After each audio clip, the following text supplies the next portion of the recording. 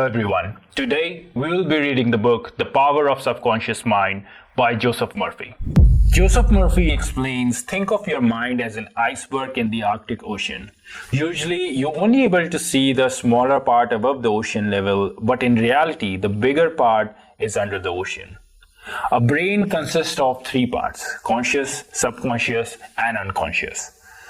The conscious part contains 10% of your mind, which includes your willpower, decision making, and thinking logically. The subconscious mind part contains 50%, which includes your habits, behavior, feelings, and memories. And the unconscious mind, which is about 40%, includes your habits from the age of 0 to 7 years and your addictions.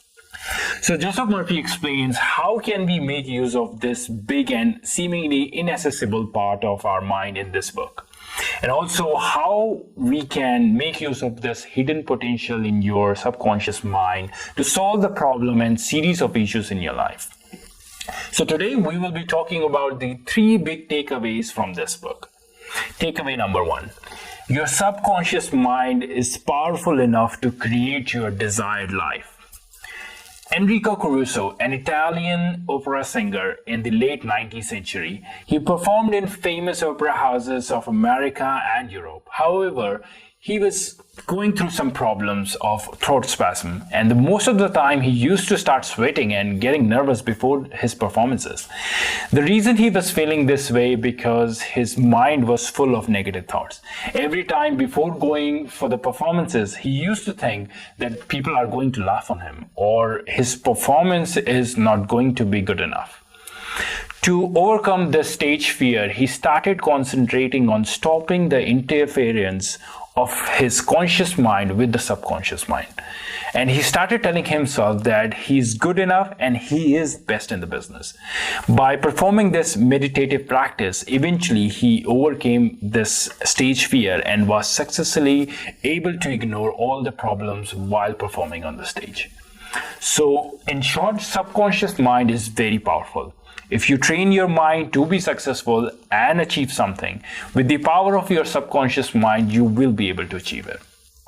Takeaway number two: if you want to be successful and rich in your life, then visualize your success. One of the main factors that keep people poor is they are not able to feed their mind with positive thoughts. This is why there is a saying, if a man thinks who is poor will always be poor. But a man who thinks he is rich, he will certainly be rich. A good example of this comes from a radio show, Church of Divine Science, where the author discussed a mental movie method where he advised his listener on selling their houses. In this method, the author advised that the seller needs to visualize, create a mental image, and holding that thought till the time subconscious mind accepts it and make it real. So firstly, for the seller, it was important to create this confidence that he has came up with a reasonable price for his house. And then it was important to visualize and imagine how he's going to celebrate the day when he will be able to close the sale. So by keeping this image in your head, your subconscious mind will connect you to that vibe. And this process was so successful for the listeners of the radio show. The host received thousands of letters expressing their gratitude and thanks towards the idea. So visualization and passion can help you achieve tremendous results.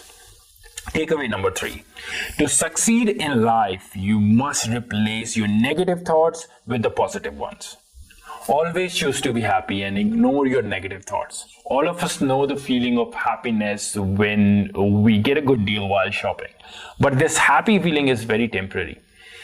Luckily, we have lots of ways to be happy, and that can be started by changing your thoughts. And to be happy, you will have to prioritize your positive thoughts. A good example mentioned in the book: a salesman took advice from the author because he was constantly performing great at his job but not getting a promotion to become a manager. And according to him, the reason for it was his sales manager envied him, and that's why he was getting treated poorly.